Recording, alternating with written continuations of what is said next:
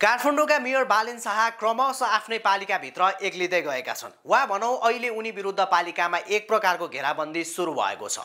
बालेनलाई दिल खोलेर साथ र समर्थन गर्ने नगर प्रहरी प्रमुख राजुनाथ पाण्डेलाई पनि आज स्पष्टीकरण सोधिएसँगै अब लगभग मेयर शाह पालिकामा एक्लै जस्तो देखिन थालेको हो।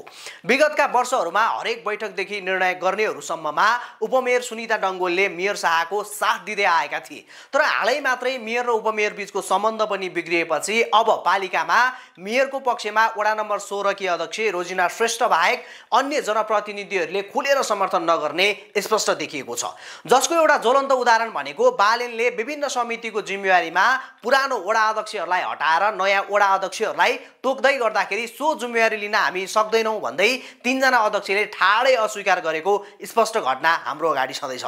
यस्तै कुनै पनि स्थानीय सरकार सञ्चालन गर्नको लागि पालिका प्रमुख र प्रशासकीय प्रमुख अधिकृतको सम्बन्ध एकदमै राम्रो हुन जरुरी छ। एक हिसाबले भन्नुपर्दाखेरि मेयर र प्रशासकीय अधिकृत भनेको पालिका चलाउनको लागि एक रथका दुई पाङ्ग्रा जस्तै हुन्। तर काठमाडौँ महानगरको हकमा भने मेयर बालेन र प्रमुख प्रशासकीय अधिकृत सरोज गुरागाई बीच पानी बाराबारको अवस्था छ।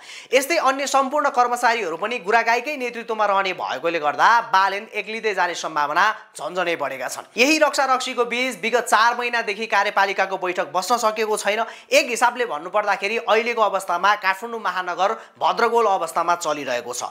यसैबीच बालेनको सबैभन्दा नजिकको वा भनौँ आदेश पालना गर्ने प्रमुख कर्मचारी यानी कि नगर प्रहरी प्रमुख राजुनाथ पाण्डेलाई पनि आज प्रमुख प्रशासकीय अधिकृत गुरागाईले साथ बुझ्दै स्पष्टीकरण सोधेका छन्। स्पष्टीकरणमा चित्तबुझ्दो जवाफ नआए राजु पाण्डेलाई कारबाही गर्ने वा बर्खास्त गर्ने सम्मको प्रस्ताव कार्यपालिका बैठकमा लाने सम्मको अधिकार गुरागाईसँग छ।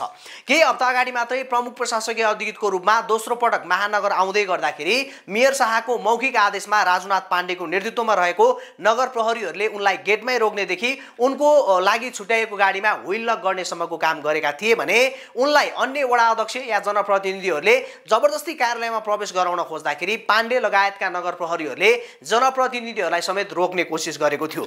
यही कुरालाई लिएर आज पाण्डेलाई साथ बुझ्दै स्पष्टीकरण सोधिएको छ र जसमा मुख्य मुद्दाहरू यस्तो छ।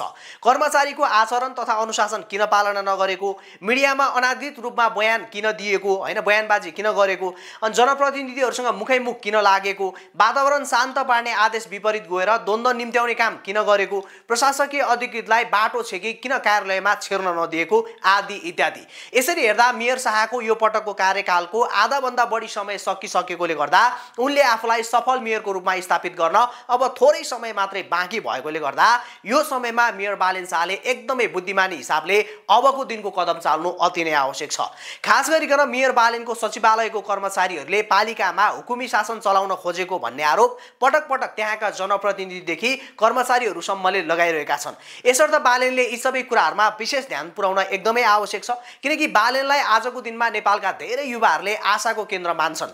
उनको हातमा नेपालको भविष्य सुम्पन अधिकांश युवाहरू अहिले पनि तयार छन्। यो विषय केहीलाई सामान्य लागे हल्का लागे पनि वास्तवमा निकै गम्भीर र गहिरो विषय हो। किनकि युवाहरूले यति धेरै आशा र समर्थन गरेको व्यक्तिलाई कुनै पनि हालतमा असफल हुने छुट छँदै छैन। हुन त हालसम्म बालेन आफैले मुख खोलेर आफूले अबको नेतृत्वको जिम्मा लिने वा राष्ट्रिय राजनीतिमा आउने भन्ने कुनै पनि सङ्केत गरेका छैनन्।